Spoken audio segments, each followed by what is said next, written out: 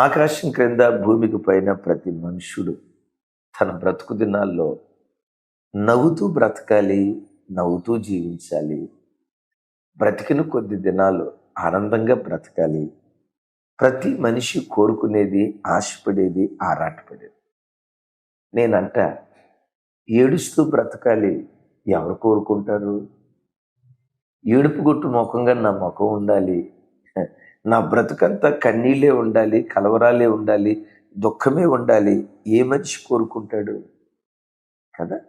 ప్రతి మనిషి నవ్వుతూ బ్రతకాలి అని అనుకుంటాడు. అయితే నవ్వు అనేది పైనుంచి వచ్చేది కాదు, లోపటి నుంచి వచ్చేది. కొన్నిసార్లు ఫొటోస్ తీసేటప్పుడు స్మైల్ ప్లీజ్ అంటాడు కెమెరామెన్. ఏమంటాడు? స్మైల్ ప్లీజ్ అని అంటంతో బలవంతంగా నవ్వు తెచ్చుకుందామని చెప్పిన నవ్వు రాదు. ఎందుకు చెప్పండి? కొంతమంది భయాన్ని బట్టి, పిరికితనాన్ని బట్టి ఏమంటారు, ఆ నలుగురు మధ్యలో ఏమంటారు దాన్ని, బిడియం. Thank you. ఆ బిడియాన్ని బట్టి కొంతమంది నవ్వలేరు. కానీ నవ్వు అనేది ఎక్కడి నుంచి పుట్టుకు రావాలి? కెమెరామెన్ అంటాడు ఫోటో తీసేటప్పుడు స్మైల్ ప్లీజ్. ఈ కెమెరామెన్లో కొన్నిసార్లు పొరపాట్లో ఏం చేస్తారో తెలుసా? శవాన్ని ఫోటో తీసేటప్పుడు శవం వైపు చూసి ఓ కెమెరామెన్ అన్నాడట స్మైల్ ప్లీజ్ అని. ఆ పక్కంట ఆయన పెట్టమని కొట్టాడట. వాళ్ళకి అలవాటు ఇది ఫోటో తీసేటప్పుడు స్మైల్ ప్లీజ్ అంటాం. అయితే మీరు ఎరుగుదురు కదా, ఈరోజు ఈ వాక్యం వింటున్న దేవుని బిడ్డ నీతో ప్రత్యేకంగా ఎమాన్యుయల్ మినిస్ట్రీస్ ద్వారా వాక్యం కొరకు ఎదురు చూస్తున్న మీతో దేవుడు సెలవివ్వమని చెప్పినటువంటి దివ్యమైన మాట చూడు. లూకా సువార్త 6వ అధ్యాయం 21వ వచన చివరి భాగం. ఇప్పుడు ఏడ్చుచున్న మీరు ధన్యులు, మీరు నవ్వుదురు. Praise the lord. ఏమన్నాడు? ఇప్పుడు ఏడ్చుచున్న మీరు ధన్యులు, రాగల కాలంలో మీరు నవ్వుదురు అంటున్నాడు. ఈరోజు ఈ ఉదయకాలం వాక్యం వింటున్న చెల్లి, తమ్ముడు, ఇప్పుడు నీవే స్థితిలో ఉన్నావు? కొన్ని పరిస్థితులు నీ ఏడ్పు కారణమయ్యాయి కదూ. నీ ఇంట్లో ఉన్న ఆర్థిక స్థితి, వివాహం కానీ నీ పిల్లల పరిస్థితి, కుదుటపరచబడని అనారోగ్య పరిస్థితి, జీవితంలో స్థిరపడని పిల్లల పరిస్థితి, ఎప్పుడు చూసినా భార్యాభర్తల మధ్యలో రభస, గొడవ, అసమాధానం, ఈ రీతిగా రకరకాల పరిస్థితులు నీ దుఃఖానికి కారణమయ్యాయి కదూ. ఏడుస్తూ బ్రతుకంతా ఇంతేనేమో, ఈ ఏడ్పుతోనే నా ఆఖరి శ్వాస విడిచిపెడతానేమో, ఈ రోగంతోనే, కన్నీళ్లతోనే, కలవరాలతోనే, దుఃఖంతోనే, ఆర్తనా ధ్వనులతోనే నా ఆఖరి శ్వాస విడిచిపెడతానేమో అనుకుంటూ భయపడుతున్నావు కదూ. నీతో దేవుడు చెప్పమని చెప్తున్న మాట, ఇప్పుడు ఏడ్చుచున్న నీవు రాగల కాలములో అదే విషయమై సంతోషించి గంతులు వేసేటట్లుగా, ఇప్పుడు ఏడ్చుచున్న నీవు రాగల దినాల్లో నవ్వేటట్లుగా దేవుడు నీ జీవితంలో నిశ్చయంగా ఆయన కార్యం చేయబోతున్నాడు. మీ ఎదుట నిలవబడి వాక్యం చెప్తున్నా, నేనున్నాను కదా. ఒకప్పుడు ఏడ్చేవాడిరా తల్లి, ఒకప్పుడు ఏడ్చేవాడిని. ఎన్ని కలలు కని దేవుని సేవకు వచ్చావు కదా, ఎన్ని కలలు కని దేవుని సేవకు వచ్చానో కదా. నేను అచ్చయ్యానికి కాదు, మంచి చదువు చదువుకుని హైదరాబాద్లోనే ఇంజనీరింగ్ చదువుకుంటూ ఒక ఎంఎన్సీ, ఒక మంచి కంపెనీలో, రాణి ఇంజిన్ వాల్స్ లిమిటెడ్ అనే మంచి కంపెనీలో చక్కటి ఉద్యోగం చేస్తూ పర్వాలేదు జీవితంలో స్థిరపడ్డాను అని అనుకున్న దినాల్లో సేవకు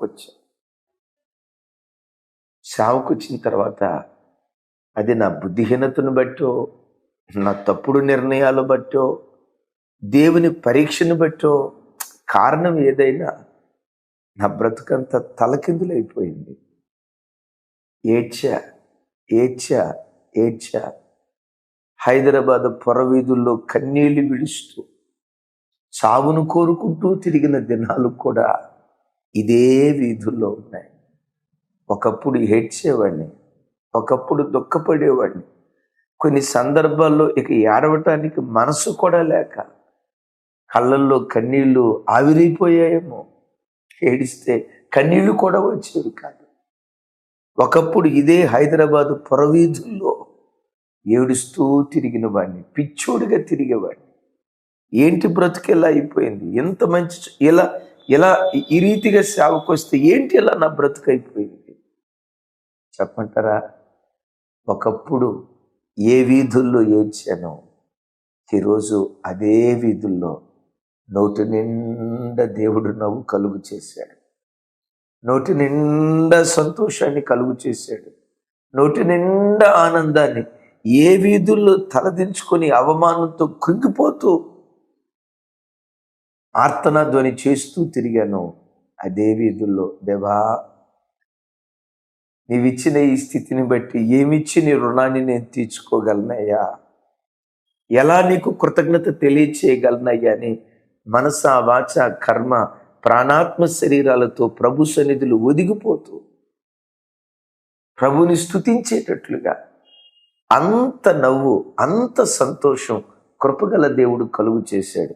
కోట్ల రూపాయలు ఇచ్చి కాదు, దానికి మించిన ఆత్మీయ స్థితి, దానికి మించిన విలువైన లక్షల కొలది ఆత్మలను దేవుని రాజ్య వ్యాప్తి కొరకు సంపాదించడానికి ప్రభు కృప చూపించాడు. నోటి నిండా నవ్వు. ఒకప్పుడు ఏడ్చేవాడిని.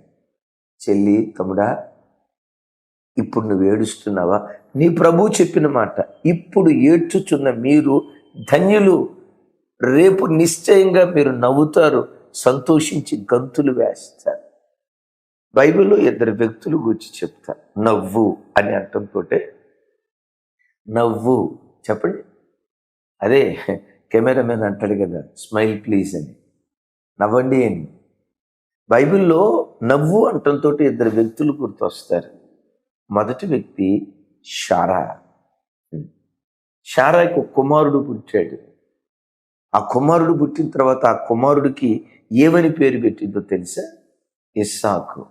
ఇస్సాకు అనగా నవ్వు అని అర్థం. ఎందుకు నవ్వు అని పేరు పెట్టిందంటే అక్కడ రాయబడినటువంటి మాట, దేవుడు నాకు నవ్వు కలుగు చేసెను. చెప్పండి చెప్పండి చెప్పండి. దేవుడు నాకు నవ్వు కలుగు చేశాను. ఒకప్పుడు సంతాన విషయంలో ఆ తల్లి ఏడ్చేది. ఏ విషయంలో ఏడ్చేదో అదే విషయంలో ఆ తల్లికి దేవుడు నవ్వు పుట్టించాడు. చెల్లి, తమ్ముడా, ఏ విషయంలో ఈరోజు నువ్వు ఏడుస్తున్నావు? నా పిల్లల వివాహం కాలేదయ్యా, 30 సంవత్సరాల వయసు వచ్చిందయ్యా, 32 సంవత్సరాల వయసు వచ్చిందయ్యా, ఈ కూతురు వివాహం అవుతుందో కాదో అసలు ఆలోచిస్తే కాళ్ళు చేతులు కొన్నిసార్లు గడగడ గడగడగడ ఉడుకుతూ ఉన్నాయ్యా. నీ కూతురు వివాహం నీ ఏడ్పు కారణమైందా? యేసు నామం పేరిట ఓ దైవజనుడిగా చెయ్యెత్తి ప్రవచిస్తూ మాట్లాడుతున్నాను. ఏ కుమార్తె వివాహం కోసం ఈరోజు ఏడుస్తున్నావో, రాగల కాలంలో ఆ కుమార్తె వివాహాన్ని దేవుడు జరిగించబోతున్నాడు. వారి సంసార జీవిత సంతోషాన్ని నువ్వు చూసి నోటి నిండా నా దేవుడు నవ్వు కలుగు చేయబోతున్నాడు. ఎస్, ఏ విషయంలో ఈరోజు నువ్వు ఏడుస్తున్నావు? రెక్కలు ముక్కలు చేసుకొని నేను నా భార్య ఇంటిల్లపాది కష్టపడి పనిచేసిన వడ్డీలు కూడా కట్టలేకపోతున్నామయ్యా, కష్టార్జితం అంతా వడ్డీలకి వెళ్ళిపోతుందయ్యా, బ్రతుకంతా చాచే చెయ్యిగా మా చెయ్యి మారిపోయిందయ్యా, బ్రతుకంతా ఇంత దౌర్భాగ్యంగా మారిపోయిందయ్యా, ఇక బ్రతుకు కాలం అంతా ఈ పేదరికంతోనే, ఆర్థిక సమస్యలతోనే, అప్పులతోనే, వడ్డీలతోనే మా బ్రతుకు సాగిపోద్దేమోనయ్యా. పిల్లలను చూస్తే ఏడుపు వస్తుంది. వాళ్ళు కడుపు నిండా తిండి పెట్టలేకపోతున్నాం, కనీసం ఒక మంచి బట్ట కూడా కొనిపెట్టలేకపోతున్నావు అని ఈరోజు నీ ఆర్థిక వ్యవస్థ నీ దుఃఖానికి కారణమైందా? ఓ దైవజనుడిగా చెయ్యెత్తి నిన్ను ఆశీర్వదిస్తున్నాను. యేసు నామం పేరిట రాగల కాలములో నీ చెయ్యిని ఇచ్చే చేయిగా దేవుడు మార్చబోతున్నాడు. చాచే నీ చేతిని ఇచ్చే చేయిగా దేవుడు మార్చబోతున్నాడు. నన్నేనా, నా పిల్లలనేనా, నా కుటుంబాన్నేనా, నా ఆర్థిక స్థితిగతులనేనా ఎంత చక్కగా దేవుడు చక్కదిద్దిందని నీ స్థితిని చూసి యేసు నామంలో నువ్వు మురిసిపోయే రోజులు నిశ్చయంగా దేవుడు ఇవ్వబోతున్నాడు. ఒకవేళ ఈరోజు నీ దుఃఖానికి కారణం నీ ఆత్మీయ స్థితిలో ఉన్న లోపమా? ఎంత ప్రార్థన చేసినా కొన్నిసార్లు నా మనసు లోకం వైపు లాగుతుందయ్యా. ఎంత మంచి వాక్యం విన్నా, మందిరానికి ఎంత పరిగెత్తుకుంటూ వెళ్ళినా, మందిరపు 4 గోడల మధ్యలో నా భక్తి బాగానే ఉంది, కానీ కొన్నిసార్లు నా మనసు మారిపోతుందయ్యా. నా ఆత్మీయ స్థితే నా దుఃఖానికి ఈరోజు కారణమైందయ్యా. సరైన ప్రార్థన లేదు, చెప్పుకునే అంత పరిశుద్ధత కూడా ఏమీ లేదు. ఈరోజు నా దుఃఖానికి కారణం నా ఆత్మీయ స్థితే అని ఒకవేళ నీ ఆత్మీయ స్థితి, పడిపోయిన నీ స్థితి నీ దుఃఖానికి కారణమైందా? నా ప్రభు అంటున్నాడు, ఇప్పుడు ఏడ్చుచున్న నీవు ఏడు ఏడు ఏడు ఏడవాలి. ఇప్పుడు ఏడ్చుచున్న నీవు రాగల కాలంలో నువ్వు నవ్వబోతున్నావు. ఏమని? ప్రభా, నన్నేనా ఇంత మంచి ప్రార్థనా పరుడుగా చేసింది? నన్నేనా ఇంత పరిశుద్ధుడిగా నువ్వు మార్చింది? నేనేనా ఇలాంటి మంచి ఆత్మీయ స్థితిలో ఉంది? నా పిల్లలేనా ఇంత మంచి భక్తిగా బ్రతుకుతుందని ఏ పిల్లల భక్తిహీనతను చూసి నువ్వు ఏడ్చావో, ఏ భర్త భక్తిహీనతను చూసి నువ్వు ఏడ్చావో, ఏ భార్య భక్తిహీనతను చూసి ఏడ్చావో, ఏ మనమళ్ళ భక్తిహీనతను చూసి ఈరోజు నువ్వు ఏడ్చావో, ఏడుస్తున్నావో, రాగల కాలంలో అదే భర్త భక్తిని చూసి నువ్వు నవ్వబోతున్నావు. అదే పిల్లల భక్తిని చూసి నువ్వు నవ్వబోతున్నావు. అదే నీ యవన కుమారుల ఆత్మీయ స్థితి చూసి నవ్వే దినాలు నిశ్చయంగా దేవుడు నీకు అనుగ్రహించబోతున్నాడు. ఆమేన్. అందుకని ప్రభు అంటాడు, ఇప్పుడు ఏడ్చుచున్న నీవు నవ్వేదం. ఆ తల్లి శారమ్మ తన కొడుకు పెట్టిన పేరు నవ్వు. అమ్మా, ఇదేం పేరు అమ్మా, నవ్వు అని పెట్టావు? కొన్ని పేర్లు ఉంటాయి విచిత్రం. ఆ చిన్నతనంలో ఒక ఆయన ఉండేవాడు, బజారు. ఆయన పిలవాలంటే ఇదిగో బజార్ అన్నా అని బజార్లో నిలబడి పిలిచేవాళ్ళు. నేను అడిగా, ఏమన్నా ఇంకో పేరు దొరకలేదా, బజార్ అని పెట్టారేంటి అంటే ఆయన ఏదో చెప్పాడు. ఆ కాలంలో ఉన్న మూఢనమ్మకాలను బట్టి వ్యాధులు ప్రబలి పిల్లలు పుట్టి చనిపోతూ ఉంటే ఎవరో ఒక మనిషి చెప్పారంట, ఆ పుట్టిన బిడ్డను బజారులో పెట్టి వేలం పాటేసి కొనుక్కో, వాడు చావడన్నాడంట. ఇక బజారులో పెట్టి వేలం పాటేసి కొనుక్కొని చివరికి ఆ తల్లి ఏ పేరు పెట్టిందో తెలుసా? బజార్ అని పేరు పెట్టింది. ఇంకొక ఆయన ఉన్నాడు దెబ్బయ్య. ఏంటయ్యా దెబ్బయ్య అని పేరు పెట్టారంటే ఇది కూడా అదే. పిల్లలు పుట్టి చనిపోతూ ఉంటే పుట్టిన పెట్టిన దెబ్బలో పడుకోబెట్టమన్నారంట. పడుకోబెట్టి దెబ్బలో నుంచి తీసుకొస్తే బ్రతుకుతాడని చెప్తే దెబ్బలో పడుకొని తీసుకొచ్చిన తర్వాత చివరికి ఆయన పేరు దెబ్బయ్య అయిపోయింది. అయితే ఇక్కడ చూడండి, అట్లాంటి పేరు కాదు ఇది. ఈ పేరేంటి? నవ్వు. ఎందుకమ్మా ఈ పేరు పెట్టావు? దేవుడు నాకు నవ్వు కలుగ చేశాడు. ఏ విషయంలో ఏడ్చానో అదే విషయంలో నవ్వు కలుగ చేశాడు. యేసు నామం పేరిట ఈరోజు నువ్వు ఏ విషయమై ఏడుస్తున్నావు అదే విషయం దేవుడు నీకు నవ్వు కలుగు చేయును గాక. రెండో వ్యక్తి చెప్పమంటారా? యోబు గారు. యోబు గారు సమస్తం కోల్పోయిన తర్వాత దేవుని మీద సనగలేదు, కానీ మనసులో మాత్రం ఆయాసపడ్డాడు. తాను పుట్టిన దినాన్ని శపించుకున్నాడు, తన బ్రతుకును శపించుకున్నాడు. నా తల్లి గర్భంలో నేను పడకుండా ఉంటే ఎంత మేలు, ఎంత మంచిదో కదా, నేను ఎందుకు పట్టాను? ఒకవేళ పడినా నా తల్లి గర్భంలోనే నేను చనిపోతే ఎంత బాగుండేదో కదా, నేను పుట్టిన దినం లేకపోవునుగా.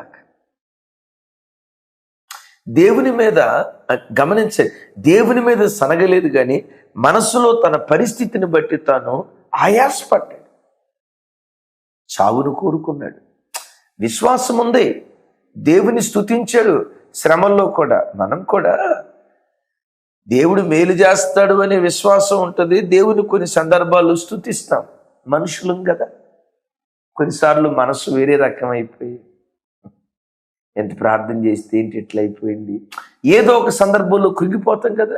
విశ్వాసం ఉంటుంది, ధైర్యం ఉంటుంది, నో డౌట్. అదే సమయంలో కృంగుబాటు కూడా మనకు ఉంటుంది. సేమ్ యోబు అయ్యే పరిస్థితి కూడా అదే. అలాంటి పరిస్థితిలో యోబు స్నేహితుల్లో ఒక వ్యక్తి యోబుతో భలే చక్కటి మాట అంటాడు. చూడండి ఆ మాట. యోబు గ్రంథం 8వ అధ్యాయం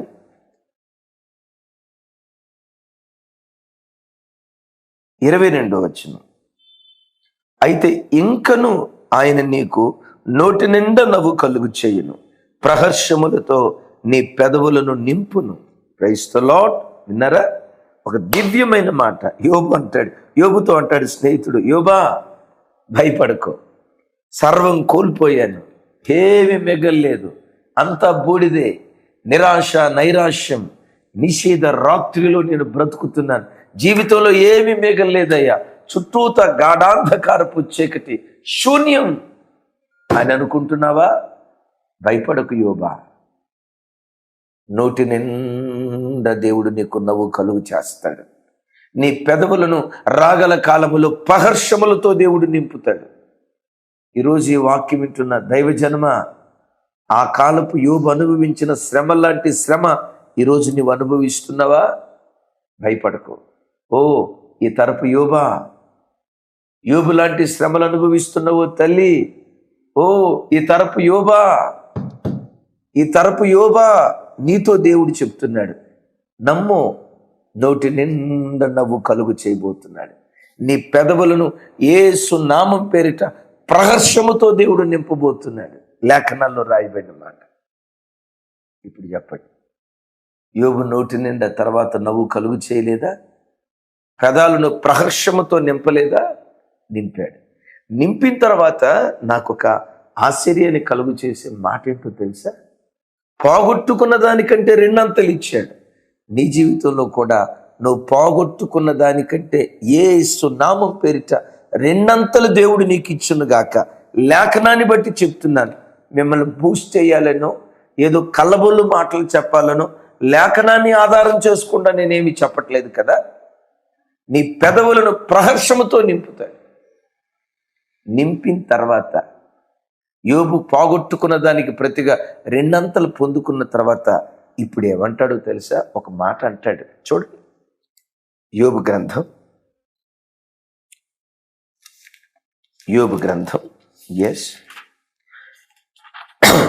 42వ అధ్యాయం 6వ వచనం. కావున నన్ను నేను అసహించుకుని ధూళిలోను బూడిదలోను పడి పశ్చాత్తాపడుచున్నాను. విన్నారా?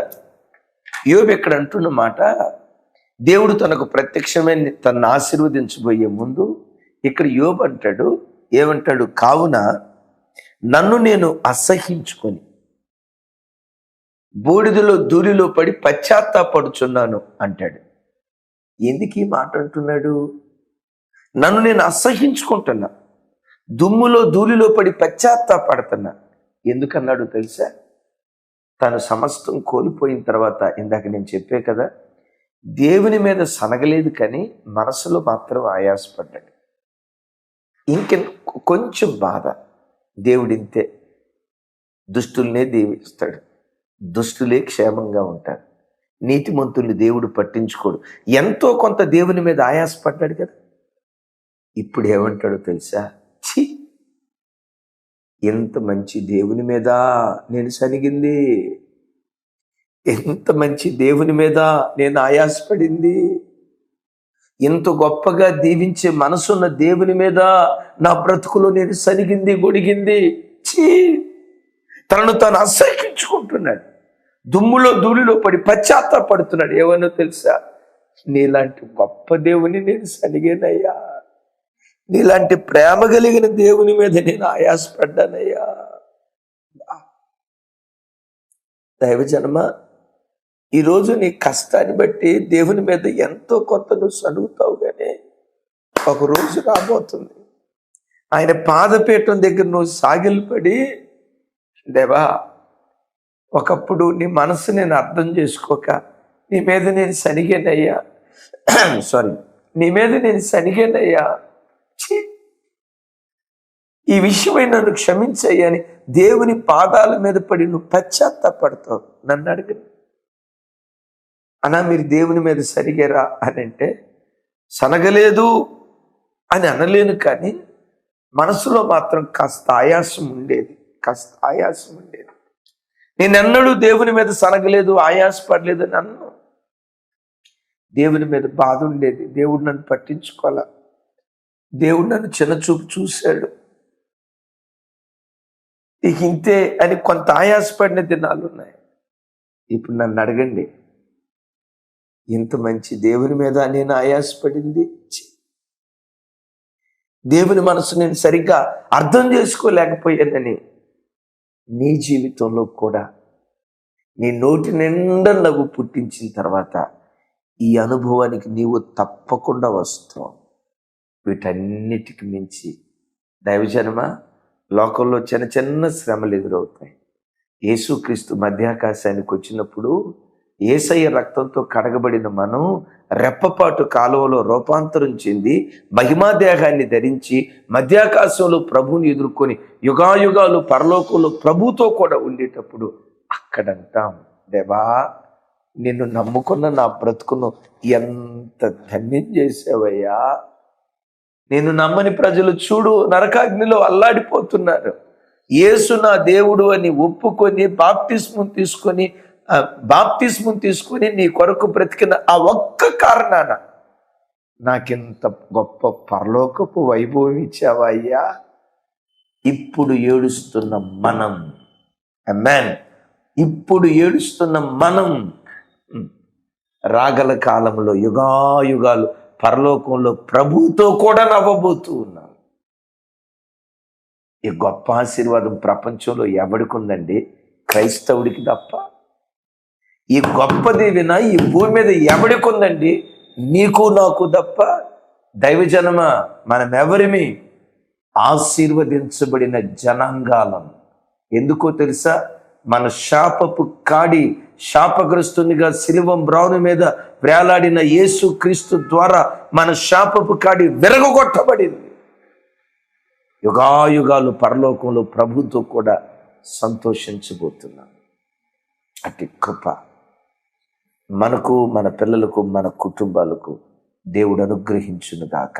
ఇప్పుడు ఏడ్చుచున్న మీరు ఇప్పుడు ఏడ్చుచున్న మీరు నవ్వెదరు. ప్రార్థన చేస్తాం. తండ్రి, మీకు స్తోత్రం. మాతో మీరు మాట్లాడిన ప్రతి శ్రేష్టమైన మీ వాక్కుకై స్తోత్రాలు తండ్రి. కుమార పరిశుద్ధాత్మ త్రియేక దేవుని నామం పేరిట నా చేతులెత్తి నీ ప్రజలను ఆశీర్వదిస్తున్నాను. ఈ ప్రజలు ఆశీర్వదించబడుదురుగాక. ఈరోజు ఏడ్చుచున్న మీరు ధన్యులు, మీరు నవ్వెదరు అన్నారు. ఈ వాక్యం విన్న ప్రతి బిడ్డ నోటి నిండా నవ్వు పుట్టించుదురుగాక, ఆనంద సంతోషాలు పుట్టించుదురుగాక. చేతులెత్తి దీవిస్తూ యేసు నామం పేరిట ఈ ప్రార్థన మనవులు సమర్పించి పొంది ఉన్నాం తండ్రి.